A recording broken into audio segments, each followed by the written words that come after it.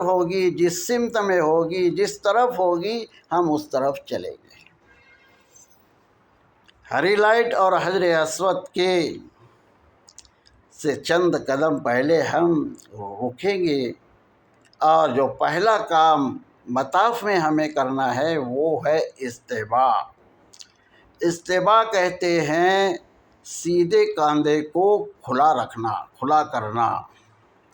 لہٰذا سیدھے کاندھے کے بغل کے نیچے سے ہمیں احرام کا کپڑا چادر لینا، نکال کر دائیں کاندھے پر ڈالنا ہے، اس کو کہتے ہیں استباء۔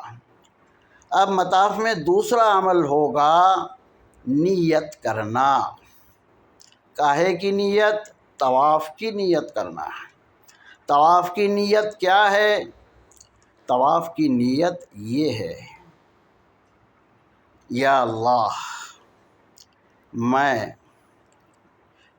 بیت اللہ کے 7 چکروں کا ایک طواف کرتا ہوں خالص تیری رضا کے لیے، اسے تو میرے لیے آسان کر اور قبول فرما۔ تو یہ دوسرا کام ہوا۔ اب تیسرا کام کعبے کا استقبال۔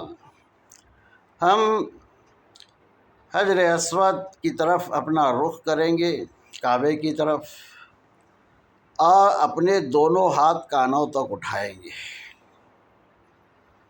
اور اپنی زبان سے یہ الفاظ ادا کریں گے، بسم اللہ، اللہ اکبر وللہ الحمد، اور دونوں ہاتھوں کو نیچے چھوڑ دیں گے۔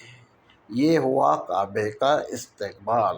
اب چوتھا کام کیا ہے؟ استعلام کرنا، حجر اسود کا استعلام کرنا۔ استعلام کے کیا معنی؟ استعلام یعنی بوسہ لینا یا دینا، چومنا۔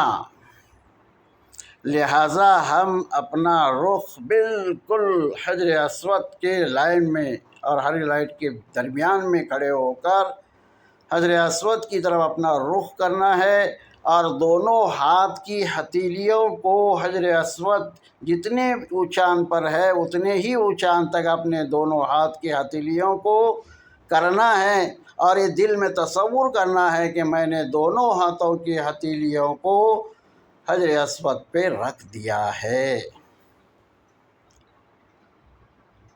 اس کے بعد ہم اپنی زبان سے وہی کلمے ادا کریں گے، بسم اللہ، اللہ اکبر وللہ الحمد، اور دونوں ہاتھوں کی ہتھیلیوں کو بغیر آواز کے چوم لیں گے، بوسہ دیں گے۔ یہ ہوا چوتھا کام۔ اب پانچواں کام ہے طواف کرنا۔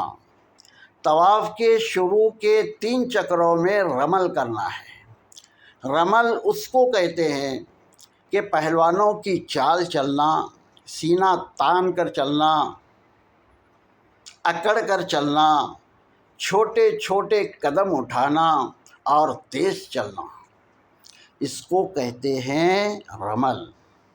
تو یہ شروع کے 3 چکر میں رمل کرنا سنت ہے، اور بعد کے جو 4 چکر ہیں اس میں رمل نہ کرنا سنت ہے۔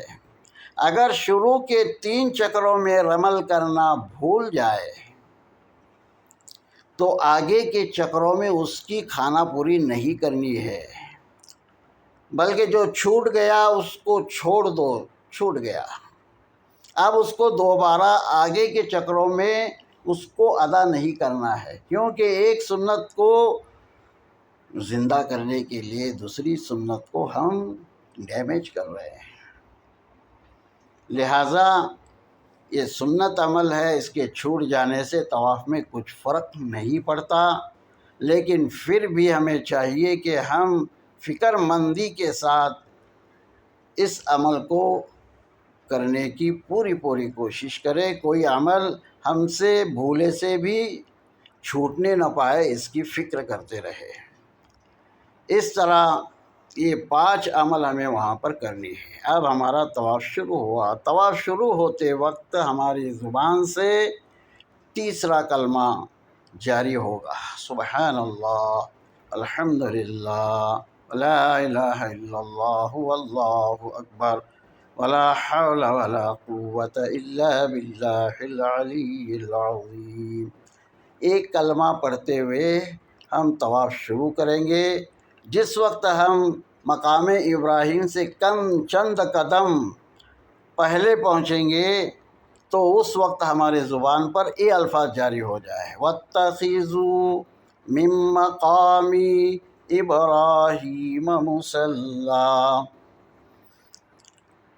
وہاں سے ہم شروع کریں گے اور مقام ابراہیم کے آگے 2-4 قدم تک پڑھیں گے۔ پھر ہم پہنچیں گے رکن عراقی پر۔ تیسرا کلمہ پڑھتے ہوئے ہم رکن عراقی پر پہنچیں گے اور پھر وہاں سے ہم اپنا رخ پھیریں گے رکن شامی کی طرف۔ رکن عراقی اور رکن شامی کے درمیان میں 2 خاص چیزیں ہیں۔ ایک ہے حتیم جو کعبے کا حصہ ہے، جس نے وہاں پر 2 رکعت نماز پڑھ لی گویا کہ اس نے کعبے کے اندر نماز پڑھی۔ دوسری چیز ہے میزاب رحمت، جو بارش کا پانی کعبے کے چھت سے نیچے گرتا ہے، پنالی، اس کا نام ہے میزاب رحمت۔ تو یہ 2 چیزیں ایسی ہیں جہاں پر جو دعا مانگی جاتی ہے اللہ تبارک تعالیٰ اپنے فضل و کرم سے اس کو ضرور قبول فرماتے ہیں۔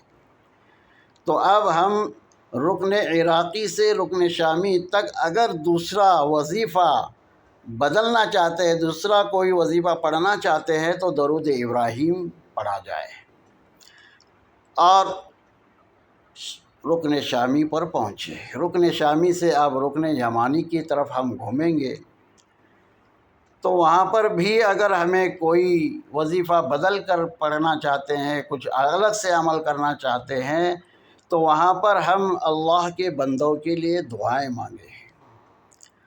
ہم اس سفر میں نکلتے ہیں تو ہمارے گھر والے، ہمارے مہمان، رشتہ دار، دوست و احباب، گاؤں والے اور بہت سارے اللہ کے بندے ہم سے التجا کرتے ہیں کہ ہمارے لیے وہاں پر ضرور دعا کرنا، تو ان کو یاد کر کر کے ان کے حق میں دعائیں مانگے۔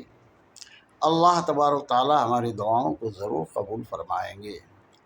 اسی ترتیب سے ہمیں رکن یمانی پر پہنچنا ہے۔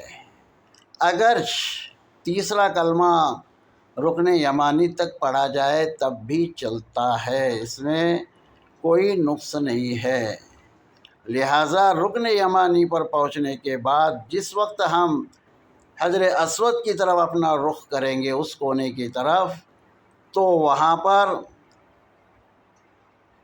ایک خاص چیز ہے رکن یمانی سے لے کے حجر اسود تک، وہ یہ ہے کہ 70,000 فرشتے 70,000 فرشتے ایکٹیو کھڑے رہتے ہیں، بالکل تیاری میں کھڑے ہوتے ہیں۔ جب کوئی اللہ کا بندہ دعا مانگتا ہے اس حصے میں تو 70,000 فرشتے اس کی دعا پر آمین کہتے ہیں، سبحان اللہ۔